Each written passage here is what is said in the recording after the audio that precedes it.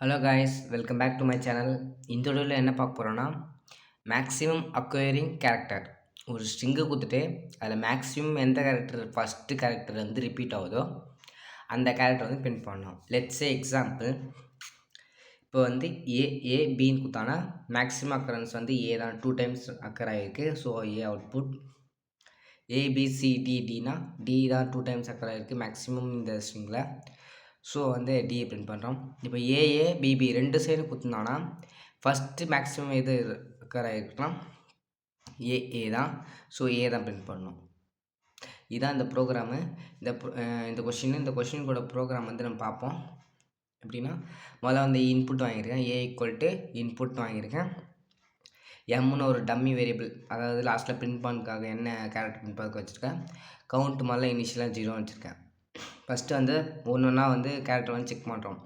எப்படின்னா, for i இன் ஏன்னு போட்டுட்டு இப்போ என்ன பண்ணுறேன்னா, நான் ஒவ்வொரு கேரக்டராக இருக்க ஏல அதோட கவுண்ட்டை வந்து கண்டுபிடிச்சிட்டு அந்த கவுண்ட் வந்து மேக்ஸிமாக இருந்தால் அதை அப்போ பிரிண்ட் பண்ணு அப்படி சொல்கிற மாதிரி பண்ணியிருக்கேன்.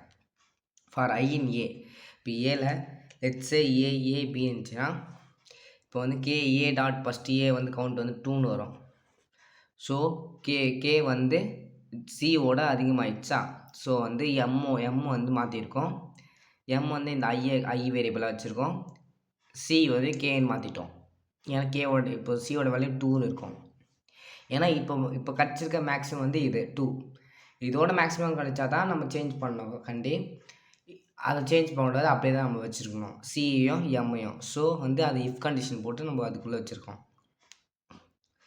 நெக்ஸ்ட் வந்து 2 ஏவும் அதே 2 தான் கிடைக்கும் நமக்கு. ஆனால் இது கண்டிஷன் தேவையில்லை, இதில் போகாது, அப்படியே இருக்கும். ஏன்னா சி வந்து 2, கே வந்து 2 greater than 2 ஆனால் கண்டிஷன் வந்து ஃபால்ஸ். நெக்ஸ்ட்டு பி வந்து கண்டுபிடிக்கும். பியோட கவுண்ட்டு 1 தான். இந்த கண்டிஷன் ஃபால்ஸு. ஸோ வந்து இது பிரேக் ஆகிட்டு ஃபார் லூப் எண்ட் ஆகிட்டு பிரிண்ட் பண்ணால் எம் வந்து நம்மளுக்கு பார்த்தோன்னா ஐனா ஏ. That's all guys. இந்த ப்ரோக்ராம் ஈஸியாக தான் இருக்கும். இன்னொரு எக்ஸாம்பிள் பார்ப்போம். ஏஏபிபின்னு பார்க்குறேன்.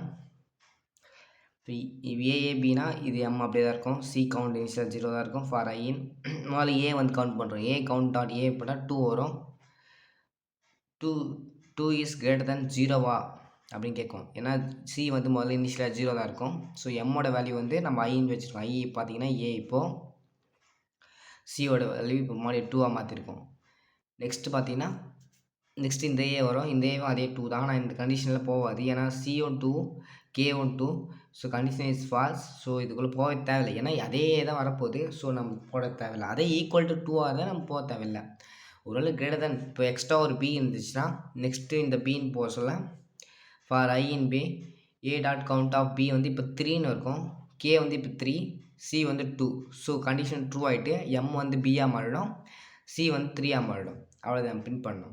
இப்போ இன்கேஸ் இது கூட அது எந்த கேரக்டர் கேட்டுட்டு அது எத்தனை டைம் பிரிண்ட் கவுண்ட் அக்கறை இருக்குது அப்படின்னு கேட்டோம்னா சி நம்ம கூட சேர்ந்து பிரிண்ட் பண்ண முடிஞ்சிச்சு. புரியுதா? இப்போ எம்ன்றது அந்த கேரக்டர், இந்த சின்றது எத்தனை டைம்ஸ் வந்து அக்கறை இருக்குது, அவ்வளோதான். That's all guys. Thank you for வாட்சிங் கைஸ். எதனா டவுட் இருந்தால் கமெண்ட் பண்ணுங்கள். தேங்க்யூ.